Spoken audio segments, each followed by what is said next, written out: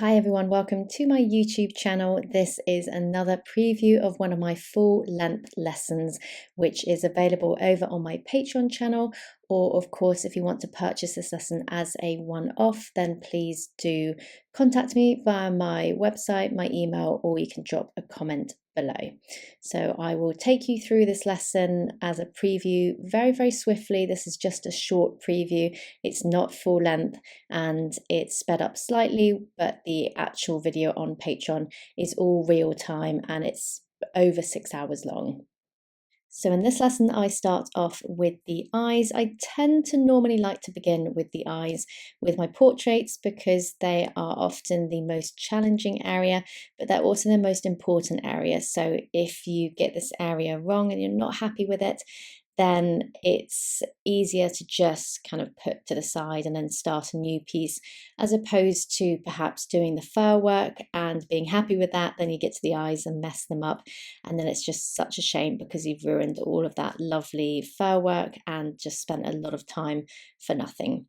So these are lovely glassy eyes. I've built them up with loads of different tones. As I mentioned, the lesson is full length. So although I'm skipping through because this is a preview, in the actual lesson, I take you through every single tone. I also show the name of the pastel pencil now on the screen for you if you don't quite catch it when I say it, or perhaps if your English isn't your first language and you just want to see what colours I'm using and just follow that way, then it's all listed in the video now. And of course, I've got the reference photo in the corner of the video as well, so you can follow that easily. Obviously, if you like having it printed out or on another screen perhaps, then that's absolutely fine. I also provide the reference photo up front, the outline if you need it, a copy of my artwork as well, just if you want to compare. And of course, it comes with a full in-depth voiceover as well. The materials list is provided up front, but I do also remind you in the first post of the lesson when it goes live.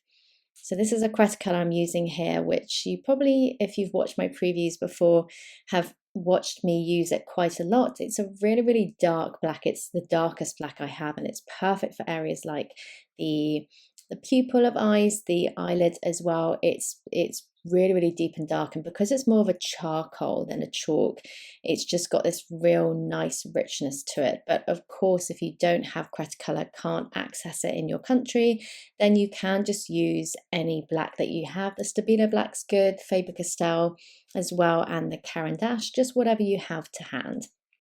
Just to mention as well, I know a lot of you probably won't have all of the brands that I use or all of the same tones. I do have plenty of alternative lists. So for example, I've got a Unison soft pastel swatch sheet. So if you don't have Unison, but you have other soft pastels, or perhaps you just want to use pastel pencils, then you can open up the swatch sheet that I have, that I've sent over on Patreon in a post, and it's the most accurate that you can get because I've scanned it. Whereas if you look online, it's quite difficult to match tones because what you see that they've uploaded, the little swatch of the color, it's just, I've found they're never accurate at all. They're completely off. So this one you get obviously within your membership, and you can check and see what other tones you have that you can match with mine. So onto the nose here, it's a nice dark nose. So I'm starting off with a Smink Black D. So I like to use Smink for my blacks and my white, just because I find that out of all the soft pastel brands, those are the darkest for black and the whitest for white. But any other soft pastel brands work. You don't have to use Smink. That's just personal preference for me.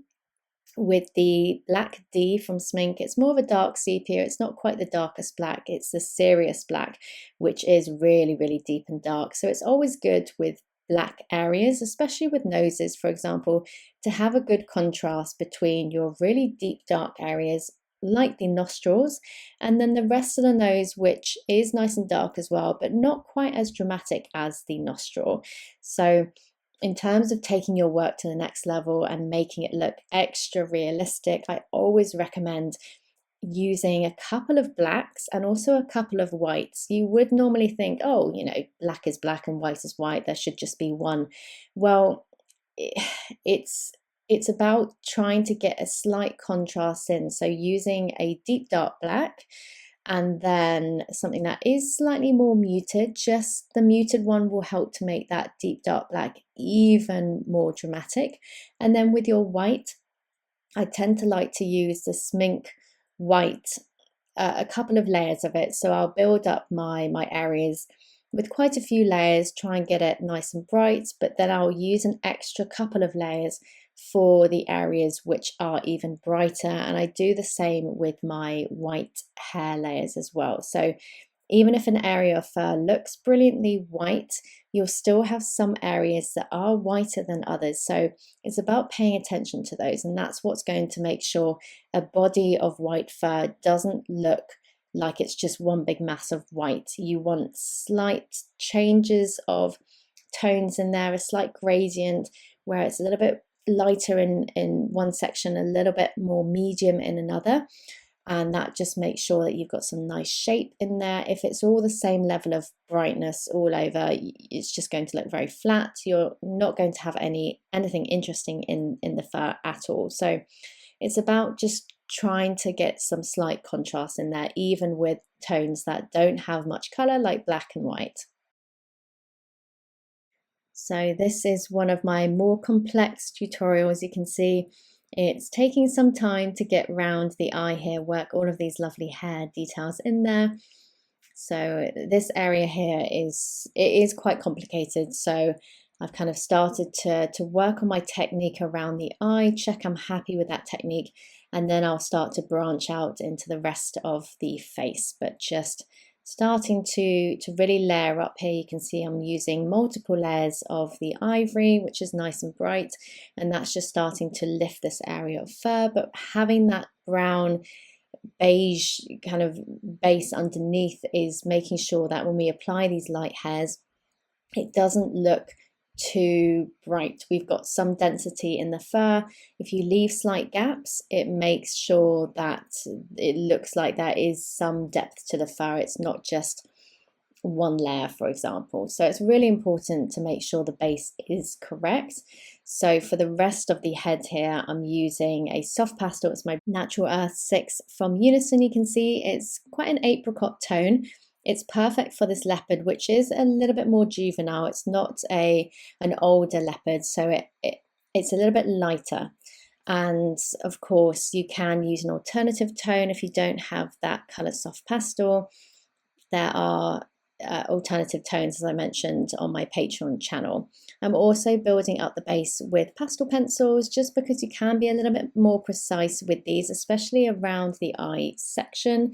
But of course, you can build up with soft pastels if you wish. I'm just using these pastel pencils because I can get around these spots a little bit easier. All artists have their own method of working up spots. I prefer with the larger areas of fur that have lots and lots of spots. I prefer to work the base for the yellow fur first, and then what I do is I clean up the spots with this Derwent rubber, but you can use any rubber. The beauty about this one is it's mechanical, so it does clean up the areas quite well, and obviously having the smaller tip, it's more precise. And then I go over the top with a soft pastel, and I just find this is a little bit easier for me, and it also makes sure that I don't contaminate the yellow pigment too much. Black mixed with yellow, it creates a really horrible color. So I find this is the cleanest way, but everyone has their own different method, and you can try this my way, and obviously if you're happy with it, then that's great. But obviously if you work in a slightly different way, then you can of course apply your black spots first should you wish, and then just rewind and go over my yellow base method. So I'm just starting to apply these hairs here. So this is the base layer of hairs, and I'm applying them nice and thin, nice and light, but leaving lots of gaps because we want plenty of that base showing through. Now, the beauty about applying hairs nice and thin instead of really thick is If you apply them thin, it means you can get more hairs into the area. If they're really thick, then if you think about it, you're covering the area so much quicker and you're not leaving enough gaps in the base. So you're just going to fill the base full of hairs, but just not that many hairs, if that makes sense. So try and keep them nice and thin, and also pay attention to the direction the fur is growing in the photograph. That's really important because that's what will give us some nice shape and 3D in the face. If you get the direction wrong, it does tend to change the whole shape and angle of the face, which isn't ideal. So just make sure you take your time with that. And with the spots themselves, you might have seen briefly at the base stage just a moment ago, I tend to like to get a little bit of a bleed on the edge of these spots. And what I mean by that is I'll work the black pigment in, and then on the edge of the black spot, I'll work something like a dark brown in before I then add something that is lighter on the edge. So we already have that yellow light base down. That's going to contrast really dramatically next to our black, because the black is so dark, the yellow is nice and light. So if you add something like a dark brown on the edge of the black, on the edge of the yellow, so in between the two tones, that's going to transition those two tones together a bit more naturally than if you were obviously just to have the black next to the yellow. And the same goes for anything really, anything next to black or anything next to white, because black and white are, the tones are so dramatic and so, obviously the black is so dark, the white is so bright. It's good to have something on the edge just to make sure that our tonal changes look a little bit more natural. So you'll see I'm working on the ear here. It's a really lovely big ear. So I'm building this up with some of these pastel pencils. I added a little bit of soft pastel in as well, just to cover the more yellow area of fur. In the center here, obviously it's a bit darker, so I'm using a dark sepia from Faber-Castell, which is number 175. So in my lessons, I call out the tones, their numbers, and there's also a little note of what they are on the screen as well. So just starting to highlight these darker areas here, that's going to start to really make sure we've got some nice shape in the ear. Now, the most important thing that I teach everything to do with working on pastel portraits, whether it's wildlife or pet portraits. But one of the most important thing, aside from obviously getting all of our tones in, the base layers, is pressure. So pressure is really, really important. And it's something that really transformed my work once I got to grips with it. When I first started in pastels, I was pressing down really, really hard. I was creating these really thick strokes. And by pressing harder into the pastel paper, mainly pastel matte, what it does is it kind of crushes the tooth a little bit of the pastel paper. And then what that does is kind of smooths the paper out, and then you'll lose that texture, and the texture is what grips onto the pigment. So we want to try and preserve the tooth. We want to try and work really softly, really lightly. Otherwise you will crush that tooth and it will just become a bit smooth. And if anyone's had that horrible moment where they're working on a pastel portrait and you find that you're applying hairs or base and it's just not blending into the paper, it's almost like there's just nothing gripping onto it, and you just end up with loads of excess on the paper. And we've all been there, and I've been there many times before, and I hate it. It's like you're working on top of ice. It's just nothing will stick. So I make sure in my lessons that you try and avoid getting to that stage. If you try and work the way I do and try and work a little bit lighter in pressure, then that's how you can start to avoid it. And of course, with your layering, you want to make sure you do lots of layers, but they're thin layers. So instead of working really, really thick layers and trying to cover the paper immediately with just 1 or 2 layers, you want to work with thinner but more layers. So they won't necessarily cover the paper immediately. You'll have to use quite a few layers, but what it means is you're not pressing down too hard and you're just slowly building up those layers nicely. So I have a lot of lessons that do really focus on this pressure. Most of the, if you are a real beginner, most of the ones in the focus tier are best. But if you want to tackle the full length animals, which are really lengthy lessons, most of them are plus 6 hours long, then the full animal plus backlog tier is really great. And that, as the name suggests, means you get my full backlog. It's over 3 years old now, so there's over 100 videos available for you to watch, and it's so affordable. You don't have to stay for months. There's no contract. You can just stay for 1 month if you want and then quit before the start of the next month. It's completely up to you, but I would love to see you there. If you have any questions, obviously you can just pop them in the comment box below. So this ear is really coming to life now, which is great. So going back to pressure, one of my favorite focus lessons, which came out, I think it was last month, is a small section of a dog, which he was a wiry haired dog, and he had this lovely kind of dark black with brown hints and then some white fur down the center of his face. And it's a really brilliant lesson that I talk through pressure really slowly, layering as well, making sure that we layer black fur correctly as well as white fur as well. And I've had so much positive feedback about that lesson and so many amazing artworks created from it as well. I do have a Facebook community, which is private, so I do check that everyone who joins is a patron. It's not public, so if you are worried about everyone seeing your work, it's just kept within the community. So if you did want to post on there, then you absolutely can. You don't have to. You can just see what everyone else is up to. Equally, you don't have to join it at all. It's just if you wanted to. I put it in the welcome notes when you sign up. So a little bit of white around the nose there. You'll see how this base, it starts to look a little bit three-dimensional before we add any hairs in. With my base stage, I always like to get it sort of to that stage before I add the hairs in, that it looks really realistic, almost like you squint your eyes and it looks like it could almost be real. So the more realistic you can get your base stage, then the hairs are really just the icing on the cake. So you'll see I've just cleaned up those spots there, and then because these ones are a little bit smaller, I'm using my pastel pencil just for these ones up the top here, just to make sure I'm being a bit more precise.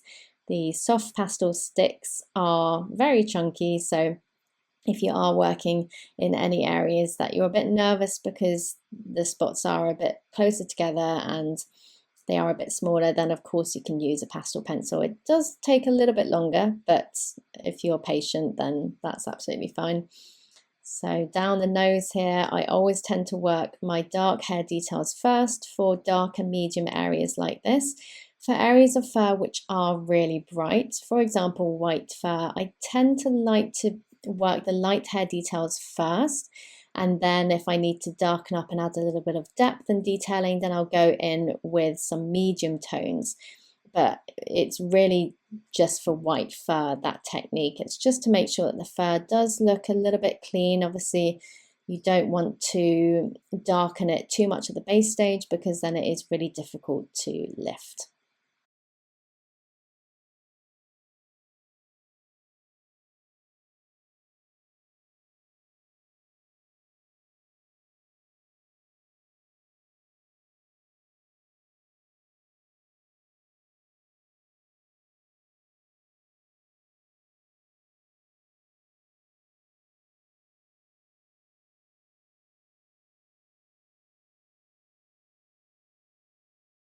So on to the whiskers. So a lot of people struggle with whiskers, and I definitely used to. They used to come out really thick, a little bit stiff as well.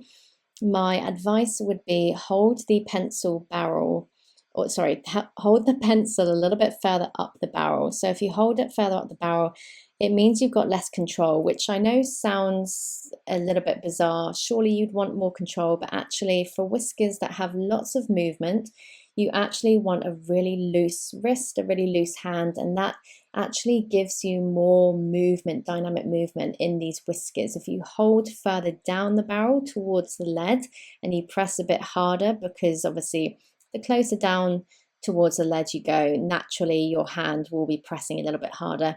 If you do that, the hairs will tend to come out a bit more stiff, so they won't have that lovely movement. You'll have more control, which means you'll end up sort of wobbling a little bit in a way because you're kind of putting that pressure down.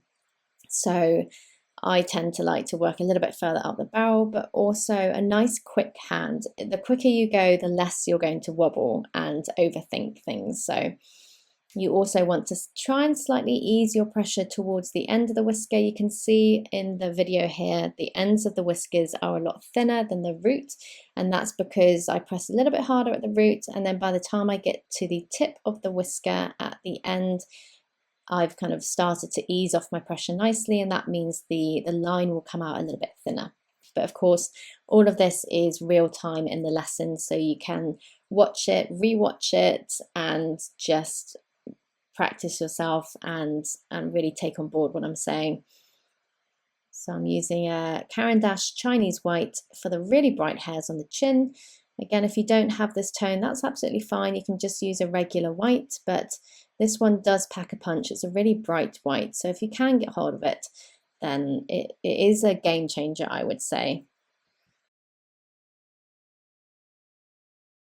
So onto the cheek here, again, working my yellow fur first before I add those spots in.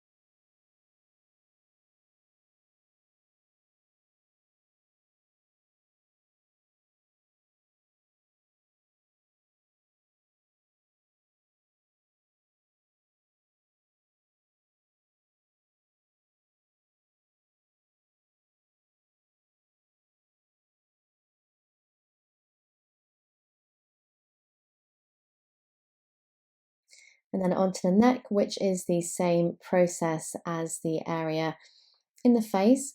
This neck though, it's slightly darker, so I will be adding a little bit more of a darker tone in there just to make sure the face does look a bit lighter. But I will leave you in peace to watch the remainder of this preview because I've been talking quite a lot. But as I mentioned, everything is on my Patreon channel. But if you want to purchase this as a one-off without joining Patreon, then you absolutely can do. Just drop me an email. You can buy the lessons as one-offs on Patreon without having to subscribe. So you can buy the collection, which is really handy. That's a new thing that they've just started doing, which is great. But yeah, as I mentioned, materials list is provided, outline, reference image, my artwork, and all the videos are either on YouTube or hosted on Patreon, so whichever you prefer to watch it on.